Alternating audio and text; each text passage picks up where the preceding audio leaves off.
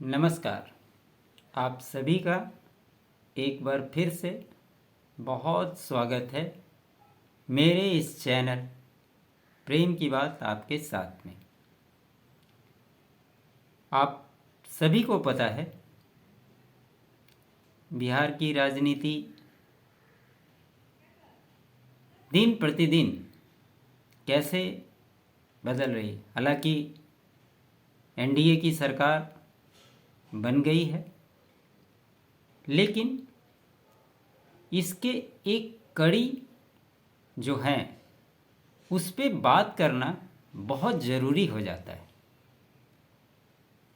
ललन सिंह ये एक ऐसे व्यक्ति हैं जिनका इस सरकार को गिरने के पहले और बनने तक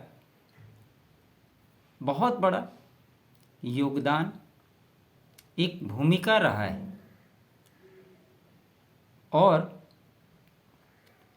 ये भी आप स्पष्ट हो गया कि राजद की जो बची कुची आकांक्षाएं थी कि अभी जो सरकार को बहुमत साबित करना है, तेजस्वी यादव ने कहा था कि खेल अभी होना बाकी है, लेकिन अब ये संभावनाएं समाप्त होती हुई दिख रही है। कैसे, इसको समझिए। पहले आप इस तस्वीर को देख लीजिए।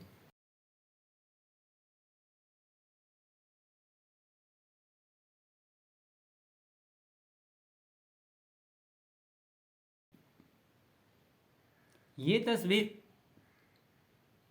क्या इशारा कर रही है?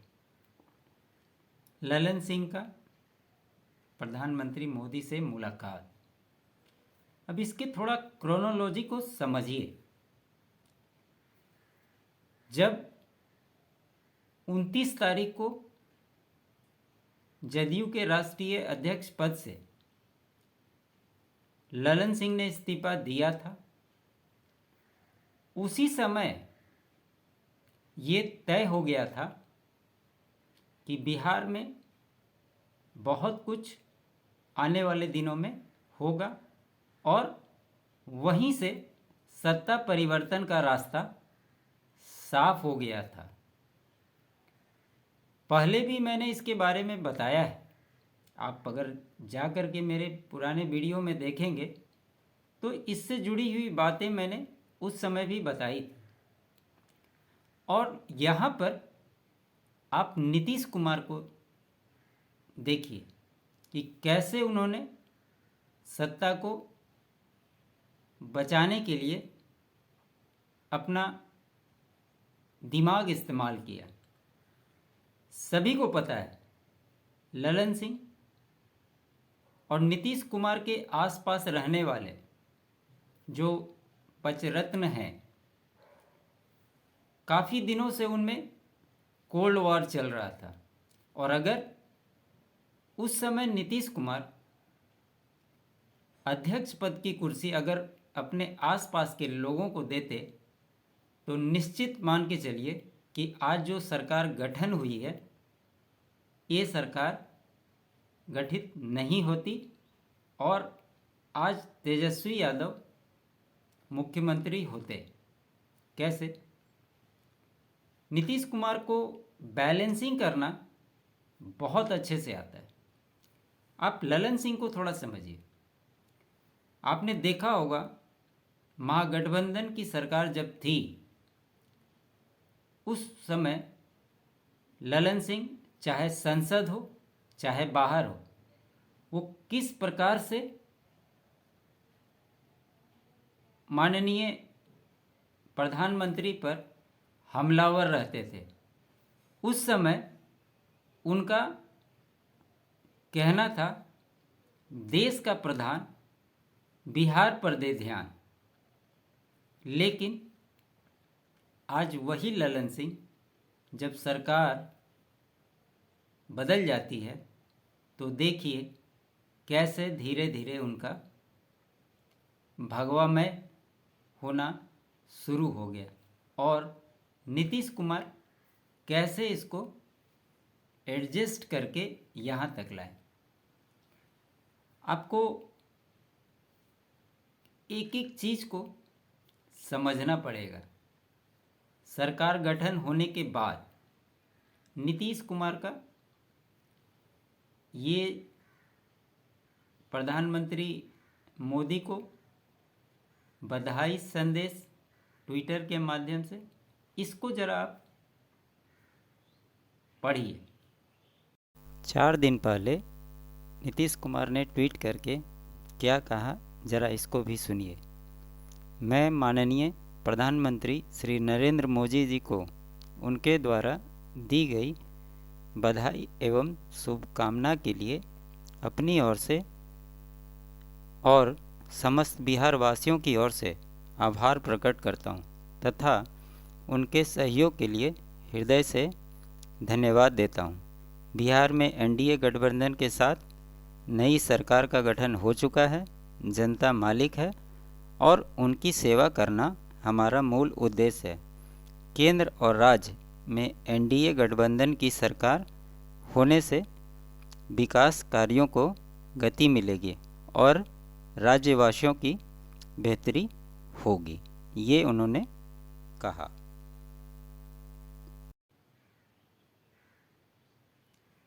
उसके बाद जब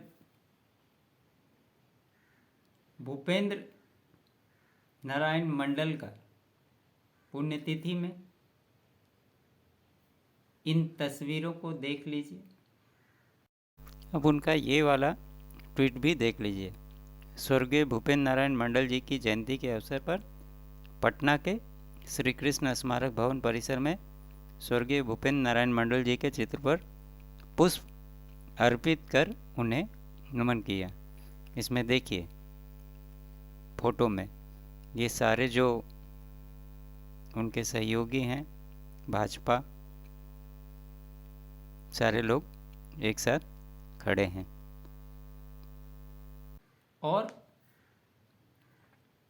आखिरी बात, उनका अभी बजट के बाद जो ट्वीट उन्होंने किया, इस ट्वीट को भी आप देखिए।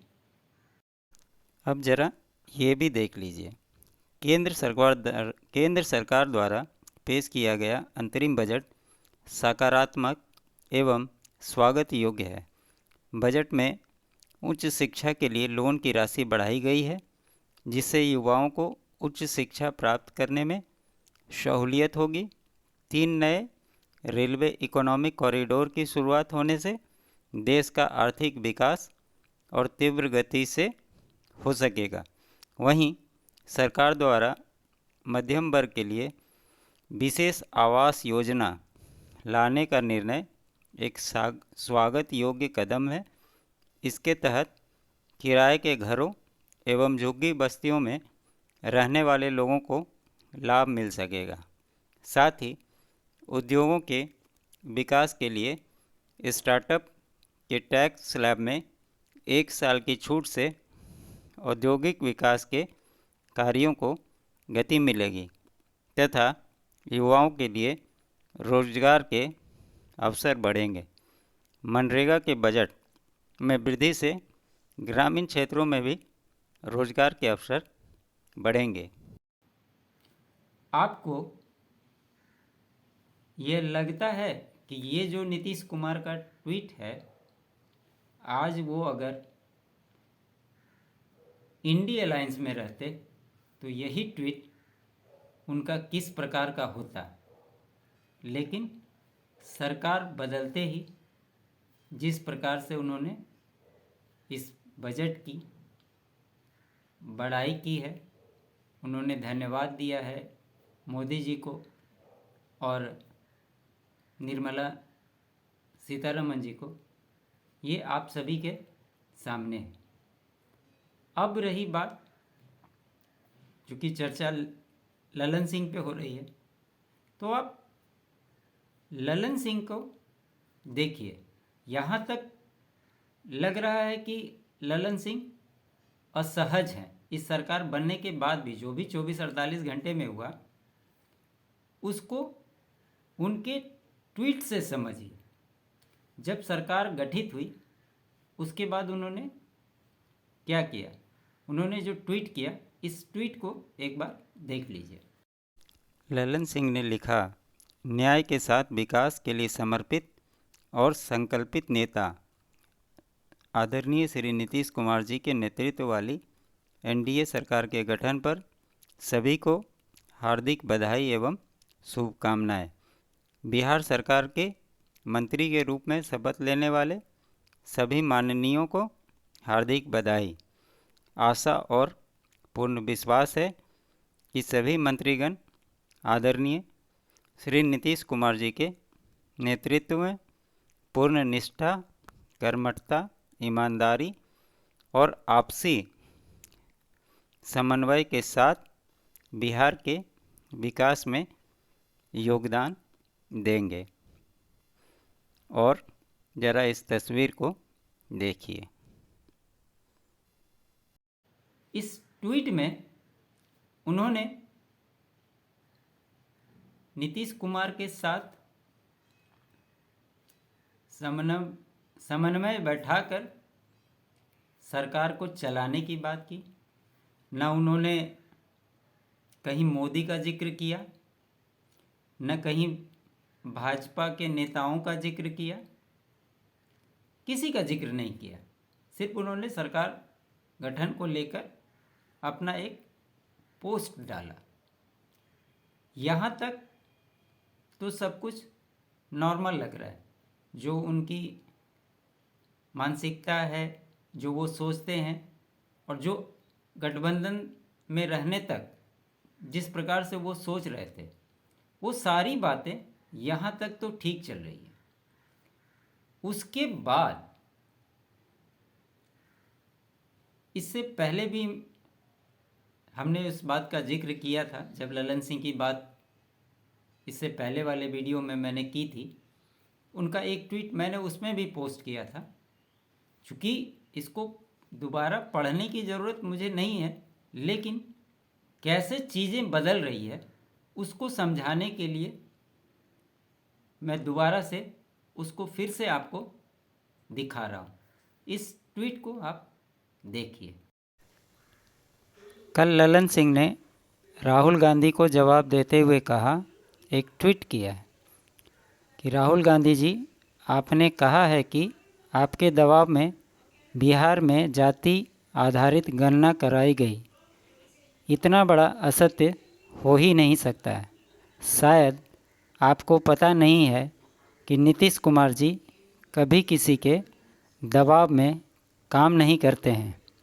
जाति आधारित गणना नीतीश कुमार जी का निश्चय था और यह मुद्दा नीतीश कुमार जी ने स्वर्गीय बीपी सिंह जी के प्रधानमंत्रित्व काल में भी उठाया था, जब आपका राजनीतिक उदय भी नहीं हुआ था।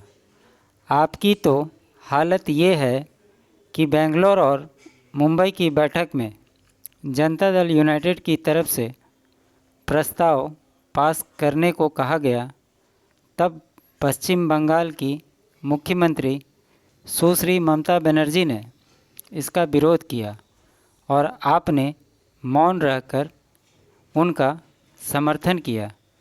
देश की राजनीति में कुछ पाने के लिए असत्य कथन का सहारा मत लीजिए।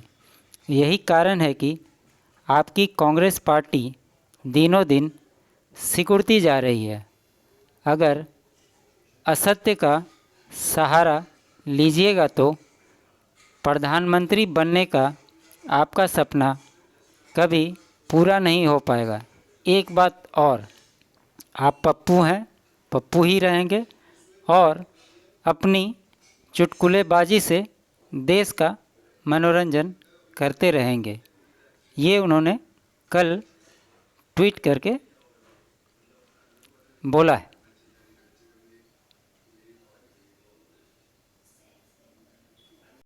जिस प्रकार से ललन सिंह राहुल गांधी पे तंज कसा है उन्होंने, और लास्ट में राहुल गांधी को पप्पू बता दिया, यहाँ से ललन सिंह का एनडीए में होना चालू हो गया। अब रही बात अभी जो रिसेंटली उन्होंने प्रधानमंत्री मोदी से मुलाकात की, और वो भी ट्वीट आप देख लीजिए, ये देखिए। और इसके बाद ये वाला ट्वीट आप देख लीजिए। संसद भवन दिल्ली, देश के यशस्वी प्रधानमंत्री आदरणीय श्री नरेंद्र मोदी जी से उनके कार्यालय में शिष्टाचार मुलाकात हुई। ये तस्वीर भी देख लीजिए।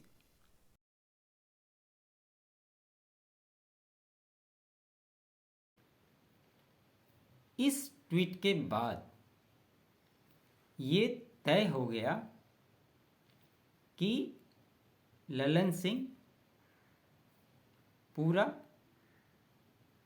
एनडीए में भगवा में हो गए हैं, और इसके मायने अब ऐसे समझिए कि ललन सिंह को केंद्र में भेजने की तैयारी हो गई है, और बचे हुए समय के लिए उनको आप केंद्र सरकार में मंत्री के रूप में देखेंगे। क्योंकि देखिए, इनका पहले से तय था मंत्री पद इनको मिलना। जिस समय आरसीपी सिंह को मंत्री पद मिला था, कहीं ना कहीं इनका पर्सनल ग्रज वहाँ से इनको था, इनको नहीं बना करके आरसीपी सिंह को मंत्री बना दिया गया था। और अंदर से सूत्रों के द्वारा कई बार ये चीज़ें सामने आई कि ललन सिंह तो अध्यक्ष भी नहीं बनना चाहते थे, लेकिन उनको ज़बरदस्ती अध्यक्ष बनाया गया।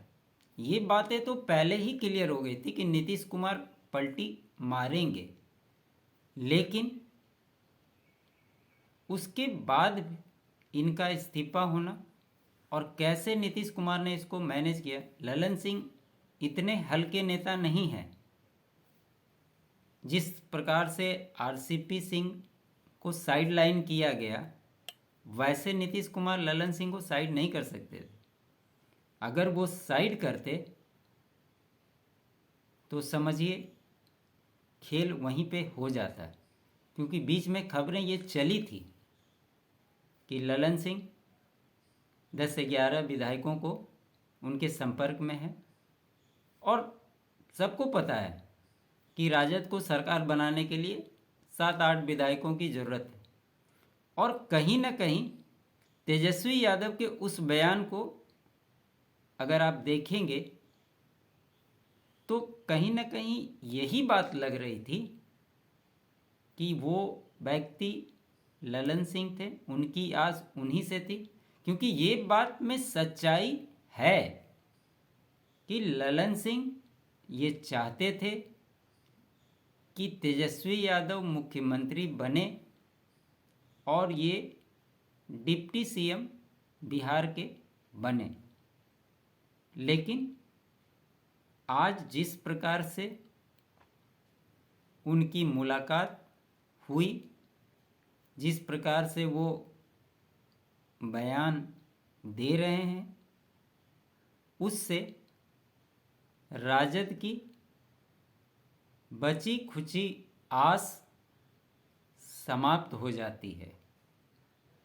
ये इस बात का प्रमाण है कि ललन सिंह आने वाले दिनों में बहुत ज़्यादा एग्रेसिव दिखेंगे और अगर उनके बयानों को देखें तो जो तेल और पानी वाला बयान अमित शाह दे करके गए थे, आज वही बात ललन सिंह भी कर रहे हैं। कहीं न कहीं इस डैमेज कंट्रोल को भर दिया गया है और जो राजद की सरकार बनाने की संभावनाएं थी, वो संभावनाएं समाप्त हो गई है। आपने देखा होगा कि किस प्रकार लालू यादव ने जीतन राम मांझी को फ़ोन किया था, उन्हें उप मुख्यमंत्री बना रहे थे, सरकार में उनके और जो विधायक चुन करके आए उनको भी मंत्री बनाने की बात हो रही थी। लेकिन बाद में एनडीए की सरकार बनने के बाद जीतन राम मांझी का भी स्टेटमेंट आया था। उन्होंने खुद कहा कि हमको तो बुला रहा था लोग, हमको तो सरकार में उप मुख्यमंत्री का पद दे रहा था, लेकिन हम कहीं जाने वाले नहीं हैं, हम तो एनडीए के साथ में ही रहेंगे। लेकिन ये हम सभी को पता है, आप लोग भी इसको अच्छे से समझते हैं, राजनीति में राजनेताओं पर कितना भरोसा किया जा सकता है, ये कहने और करने में बहुत फ़र्क है। क्योंकि इसके बहुत सारे उदाहरण उन्हीं नेताओं के बयान से निकल करके आते हैं। हम आप जिस समय जो बोलता है उसको सुनते हैं और आप लोगों तक पहुंचाते हैं। लेकिन ये भी तथ्य है कि 128 विधायक एनडीए जो सरकार बनी है उसके समर्थन में है, तो जीतन राम मांझी के रहने और नहीं रहने से सरकार पर तो बहुत प्रभाव नहीं पड़ेगा। लेकिन सवाल ये है कि क्या जो राजद खेल करने वाली थी, जो बहुमत पारित होने वाला था, अब इसकी संभावनाएं समाप्त हो गई है। और आप देखिएगा कि जब विधानमंडल का सत्र शुरू होगा तो जो सभापति हैं राजद के, उनको इस्तीफा देना होगा, नए सभापति का चयन होगा और तेजस्वी यादव को विपक्ष में ही बैठना पड़ेगा। इससे ज़्यादा कुछ होता हुआ दिखाई नहीं दे रहा है। चाहे खबरें कैसी भी चले, लेकिन ये मान कर चलिए कि सरकार को कुछ खतरा नहीं है। लोग यह भी कह रहे हैं कि नीतीश कुमार को इस बात का टेंशन नहीं है कि सरकार बचेगी या जाएगी। ये भी जिम्मेवारी एक तरह से उन्होंने अमित शाह और मोदी के ऊपर ही डाल दिया है कि हम तो सरकार बना दिए हैं, आप इसको कैसे बचाइएगा वो आप देख लीजिए। यही अभी तक का समीकरण दिख रहा है और निश्चित तौर पे सरकार को कोई भी खतरा दिखाई नहीं दे रहा है। मुझे लगा इसके बारे में बात करना ज़रूरी है, आप लोग भी इसको समझिए, समझना ज़रूरी था, इसलिए मैंने इस चर्चा को आप लोगों तक पहुंचाया। अच्छा लगे